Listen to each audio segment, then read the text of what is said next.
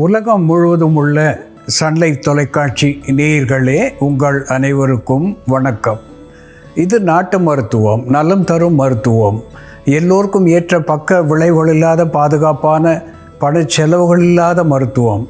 எளிய மருத்துவ குறிப்புகளை இந்த நிகழ்ச்சியிலே நாம் ஒவ்வொன்றாக பார்த்து பழகி பயன்பெற்று வருகின்றோம். இன்று சில மருத்துவ கருத்துக்களை நாம் தெரிந்து கொள்வோம். பொமன்கிரனேட் என்று ஆங்கிலத்திலே சொல்லப்பெறுவது மாதுளை என்று தமிழிலே சொல்லப்பெறுவது.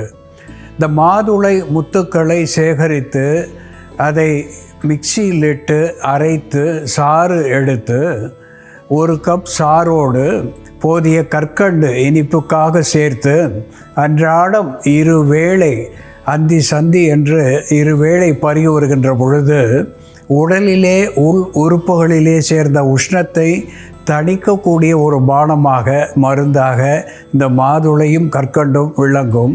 அது மட்டுமல்லாமல் எலும்புகளுக்கு பலம் தரக்கூடிய ஒன்றாகவும் இது விளங்கும்.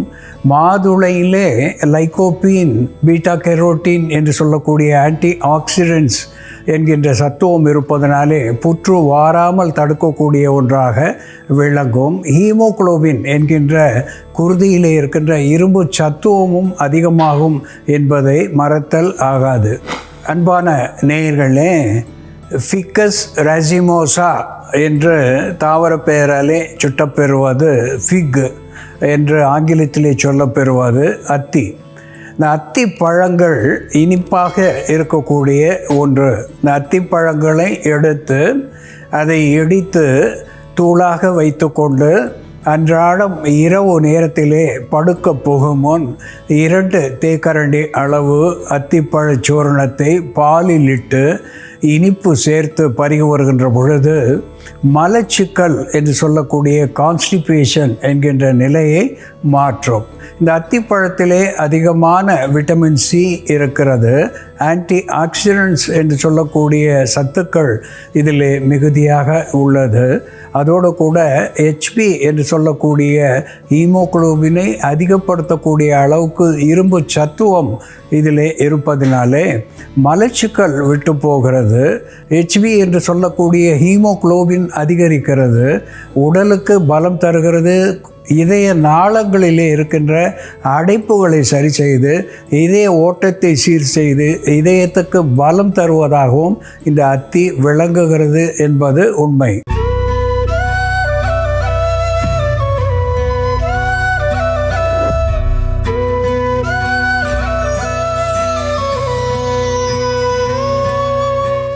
அன்பான நேயர்களே, மந்தம் என்று சொல்லுவது நம் உடலிலே இருக்கின்ற அக்னி என்கின்ற உஷ்ணத்தினுடைய குறைபாடு.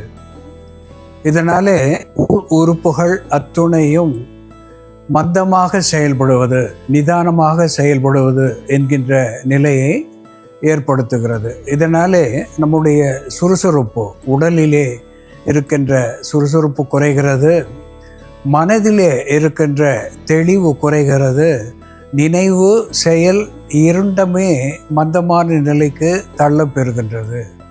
இதற்கு ஒரு அற்புதமான சூரணத்தை நம் முன்னோர்கள் சொல்லியிருக்கிறார்கள். மேனி சூரணம் என்று இதற்கு பெயர். மேனி என்று சொல்லுகின்ற பொழுது அகாலிப்பா இண்டிகா என்று தாவர பெயராலே சுட்டப்பெறுவது குப்பை மேனி. இந்த குப்பை மேனி என்கின்ற பொழுது மேனியை, குப்பையாக இருக்கின்ற மேனியை மினுமினுக்க செய்யக்கூடிய ஒரு மூலிகையாக இதை சொல்லியிருக்கிறார்கள். சாதாரணமாக இதனுடைய சாறு நெஞ்சக சளியை கரைத்து வெளித்தள்ளக்கூடிய ஒன்றாக இருப்பதனாலே குழந்தைகளுக்கு கூட இதை புகட்டுவது வழக்கம். அதோடு கூட குருதியை சீர் செய்யக்கூடியதாக விளங்குகிறது. Antibacterial, anti fungal, anti microbial என்கின்ற மருத்துவ குணத்தை பெற்றிருப்பதனாலே இந்த குப்பை மேனி சூரணத்தை புண்களின் மேலே தடவி வருவதனாலே வெகு சீக்கிரத்திலே புண்கள் ஆறக்கூடிய நிலையை நாம் பார்க்கலாம். சில்விஷங்கள் என்று சொல்லுகின்ற பூச்சிக்கடிகள், வண்டுக்கடி, குளவிக்கடி, இவற்றுக்கு குப்பை மேனியை சுண்ணாம்பிலே இழைத்து மேலே தடவுவதனாலே அந்த விஷத்தை முறிக்கக்கூடியதாக நாம் பார்த்திருக்கின்றோம். இந்த குப்பை மேனியோடு குமினம் சைமினம் என்று சொல்லக்கூடிய சீரகத்தை சேர்த்து ஒரு அற்புதமான மருத்துவத்தை நாம் செயல்முறையிலே பார்ப்போம், வாருங்கள். நேயர்களே, நாம் இன்னைக்கு குப்பை மேனி இலை மற்றும் சீரகத்தை பயன்படுத்தி உடலில் சேர்ந்துள்ள அதிகப்படியான வாதம், மாந்தம், பசியின்மை, சிறு பூச்சிக்கடிகளால் ஏற்படக்கூடிய சில்விஷங்கள் இவற்றை போக்கக்கூடிய ஒரு மருந்து எப்படி தயார் பண்ணுறதுன்னு பார்க்கலாம். இதற்கு தேவையான பொருட்கள்: குப்பை மேனி இலை, சீரகம், கல்லுப்பு. இந்த மருந்து தயாரிப்பதற்காக நம்ம குப்பை மேனி இலைகளை எடுத்து நிழலில் உலர்த்தி அதை பொடி பண்ணி வச்சுக்கலாம். அப்படி இல்லைன்னா நம்ம அடுப்பில் இட்டு வறுத்தும் இந்த மருந்து தயார் பண்ணிக்கலாம். முதல்ல நம்ம இந்த சூர்ணத்தை தயார் பண்ணிக்கணும். இந்த சூர்ணம் குப்பை மேனி இலையோட நம்ம கல்லுப்பு, சீரகம் இதெல்லாமே சேர்த்து வறுக்க போகிறோம். பொதுவாகவே நம்ம உப்பை சுத்திகரிக்கிறதுக்காக குப்பை மேனி இலையை பயன்படுத்துவோம். நம்ம கல்லுப்பு வாங்கி பயன்படுத்துறதுக்கு முன்னாடி அதை ஒரு மண் சட்டியில் இட்டு அதோட குப்பை மேனி இலை ஒரு 2 பிடி அளவுக்கு போட்டு நல்லா அந்த கல்லுப்பை குப்பை மேனி இலையோடு சேர்த்து வறுத்துட்டு அதை பொடி பண்ணி வச்சுக்கிட்டு நம்ம பயன்படுத்தும் பொழுது உப்பில் இருக்கக்கூடிய அதிகப்படியான நச்சுக்களை நீக்கக்கூடிய ஒரு சுத்திகரிப்பு முறையாக அது இருக்கும். இப்போ நம்ம குப்பை மேனி இலைகள் எடுத்துக்கிட்டோம். இது லேசாக வறுத்துடலாம். நம்ம இலையை பறித்து நிழலில் உலர்த்தி அதை சூர்ணமாக்கியும் நம்ம பயன்படுத்தலாம். உலர்ந்த இலைகளோட கல்லுப்பு, சீரகம் இவை 2ஐயும் சேர்த்து லேசாக வறுத்துட்டு அதுக்கப்புறம் நம்ம பொடி பண்ணிக்கலாம்.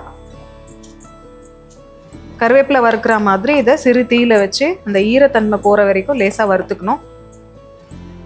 ஓரளவுக்கு வறுபட்டதும் நம்ம சீரகம் சேர்க்கலாம். முன்னாடியே சீரகம் சேர்த்துட்டோம்னா சீரகம் ரொம்ப பொரிஞ்சு கருக ஆரம்பிச்சிடும். இந்த இலைகள் சுருங்க ஆரம்பிச்சதும் நம்ம சீரகம் சேர்த்துக்கலாம். சீரகம் சேர்த்துட்டு நம்ம ஸ்டவ் ஸ்லோ பண்ணிக்கலாம். தீயை குறைச்சிட்டு சீரகம் பொரிய ஆரம்பிச்சதும் நம்ம கொஞ்சமாக கல்லுப்பு சேர்த்துக்கலாம். சீரகம் நம்ம ஒரு தேக்கரண்டி அளவு சேர்த்தோம்னா குப்பை மேனி இலை 2 பிடி அளவுக்கு சேர்த்துக்கலாம். கல்லுப்பு ஒரு 2 கிராம் அளவுக்கு கல்லுப்பு சேர்த்து இந்த மாதிரி வறுத்துட்டு நம்ம இதை பொடி பண்ணிக்கணும். இந்த இலையில் இருக்கக்கூடிய இந்த நீர்த்தன்மை எல்லாம் போகிற வரைக்கும் நம்ம சிறுதீயில் வறுத்துடணும். இதை கொஞ்ச நேரம் நம்ம ஆற வச்சுட்டு பொடி பண்ணிக்கலாம். இந்த பொடி பண்ணி வச்சுட்டு இந்த சூர்ணத்தை நம்ம தினமும் நெய் அல்லது தேனோடு சேர்த்து ஒரு வெறுகடி அளவு சாப்பிட்டுட்டு வந்தோம்னா ஒரு 40 நாட்களுக்கு நம்ம தொடர்ந்து சாப்பிட்டுட்டு வரும்பொழுது நம்ம உடலில் இருக்கக்கூடிய நச்சுக்களை டீடாக்ஸ் பண்ணக்கூடிய ஒரு மருந்தாக செயல்படும். நம்ம சாப்பிட்ற உணவுனாலேயோ அல்லது சுவாசிக்கிற காற்றுனாலேயோ தண்ணீர்னாலேயோ மருந்துகளாலேயோ நம்ம உடலில் நச்சுக்கள் சேர்ந்திருந்தாலோ அல்லது பூச்சிக்கடிகளால் நச்சுக்கள் சேர்ந்திருந்தாலோ அந்த நச்சுக்களை வெளித்தள்ளக்கூடிய ஒரு மருந்தாக இது செயல்படும். அதே போல் மந்த நிலையை மாற்றக்கூடிய மருந்தாக இருக்கும். உடலில் சுறுசுறுப்பு தன்மை கம்மியாக இருக்கும் பொழுது நம்ம இந்த சூர்ணம் தயார் பண்ணி எடுத்துக்கிட்டோம்னா உடலில் இருக்கக்கூடிய அந்த மந்த நிலை மாறும். இன்டர்னல் ஆர்கன்ஸ் எல்லாமே நல்லா செயல்பட ஆரம்பிக்கும். அதே போல் நம்ம பசியின்மை இருந்தாலும் இந்த மருந்தை எடுத்துக்கலாம். ஒரு நாட்கள் எடுத்துக்கும் பொழுதே பசியை தூண்டக்கூடிய ஒரு மருந்தாக அது செயல்படும். இப்போ இது ஆறிடுச்சு. இதை நம்ம இப்போ பொடி பண்ணிடலாம்.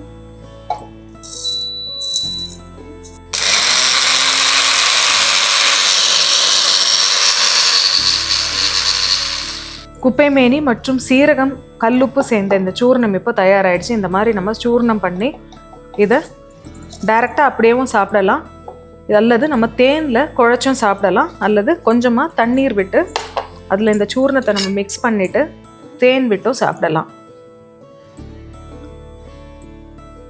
1-2 கிராம் அளவுக்கு இந்த சூர்ணம் எடுத்துக்கிட்டு தண்ணியில் மிக்ஸ் பண்ணிவிட்டு கொஞ்சமாக தேன் விட்டுக்கலாம்.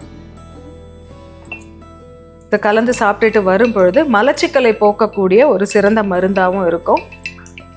குடலில் உள்ள புழுக்களை வெளித்தள்ளக்கூடிய மருந்தாகவும் இதை நம்ம பயன்படுத்தலாம். இந்த மருந்தை நம்ம தொடர்ந்து எடுத்துகிட்டு வரும் பொழுது நெஞ்சக சளியை கரைத்து வெளித்தள்ளக்கூடிய மருந்தாகவும் இருக்கும். குப்பைமேனி இலையும் கல்லுப்பும் சேர்ந்தாலே நெஞ்சு சளி கரைஞ்சி வெளியில் வரும். இது குழந்தைகளுக்கும் கொடுக்கக்கூடிய ஒரு பாதுகாப்பான மருந்து. குழந்தைகளுக்கு நம்ம 10 to 20 ml அளவுக்கு இந்த மருந்தை கொடுக்கலாம். பெரியவர்கள் 60 ml அளவுக்கு எடுத்துக்கலாம். குப்பைமேனி இலை, சீரகம், கல்லுப்பு மற்றும் தேன் சேர்ந்த இந்த பானம் தொடர்ந்து 40 நாட்கள் நம்ம பயன்படுத்திட்டு வரும் பொழுது மாந்தத்தை போக்கக்கூடிய மருந்தாகவும் உடலில் உள்ள அனைத்து விதமான வாதத்தை, அதிகப்படியான வாதத்தை கட்டுப்படுத்தக்கூடிய மருந்தாகவும் இது செயல்படும். அதே போல சில் விஷங்களை போக்கக்கூடிய ஒரு மருந்தாகவும் இதை நம்ம பயன்படுத்தலாம். அன்பான நேயர்களே, குப்பை மேனி அகாலிப்பா இண்டிகா என்று சொல்லப்பெறுகின்ற குப்பை மேனி ஒரு அற்புதமான மருத்துவ குணத்தை பெற்றிருக்கிறது. இந்த குப்பை மேனி சூரணம் நாட்டு மருந்து கடைகளிலே கிடைக்கக்கூடிய ஒன்று. அதனோடு சீரகச் சூரணம் சம அளவு சேர்த்து வைத்து கொண்டு அன்றாடம் இரவு நேரத்திலே வெறுகடி அளவு சுடுநீரோடு பருகி வருகின்ற பொழுது இதை அகத்திய மாமுனிவர் வேதாக்னி குமரன் சூரணம் என்று சொல்லியிருக்கிறார்கள். வேதங்கள் முழங்க அக்னி குண்டத்திலே பூஜைகள் செய்கின்ற பொழுது அக்னி குமாரனாக அவதரித்த வகையிலே இந்த சூரணத்தை சொல்லியிருக்கிறார்கள். இதனாலே ஒரு அற்புதமான மருத்துவ குணத்தை நாம் பெறுகின்றோம். மந்தங்கள், அக்னி மந்தம் என்று சொல்லக்கூடிய உறுப்புகளுடைய செயல்பாடுகளிலே இருக்கின்ற குறைபாடுகளை போக்கக்கூடியதாக விளங்குகிறது. வாயு எத்தனை வாயுவாக இருந்தாலும் அத்தனை வாயுவையும் வெளித்தள்ளக்கூடிய ஒன்றாக இருந்து தசைப்பிடிப்பு, தசை வலி, வயிற்று உப்புசம், வயிற்று பொறுமல் இப்படிப்பட்ட அத்துணையும் போக்கி ஒற்றை தலைவலி போன்றவற்றை போக்கிய ஒன்றாக இது விளங்குகிறது. வாயுவை போக்குகிறது, மந்தத்தை போக்குகிறது, தீபனம் என்று சொல்லக்கூடிய பசியை தூண்டக்கூடிய ஒன்றாக ஒரு அப்பிடைசர் என்கின்ற வகையிலே இது பயன் தருகிறது.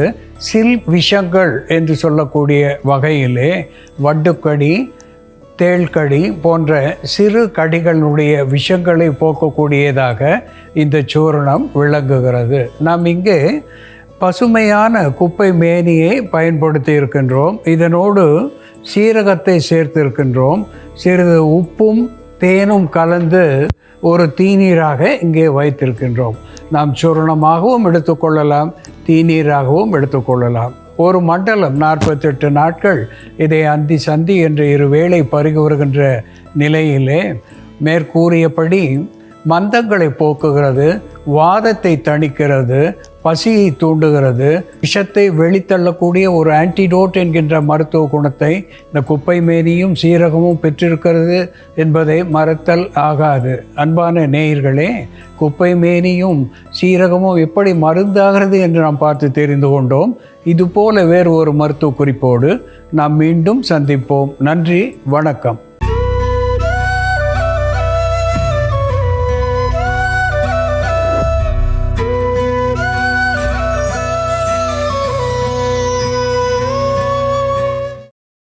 இன்னும் பல வீடியோக்களை காண சன் லைஃப் சேனலை சப்ஸ்கிரைப் பண்ணுங்க.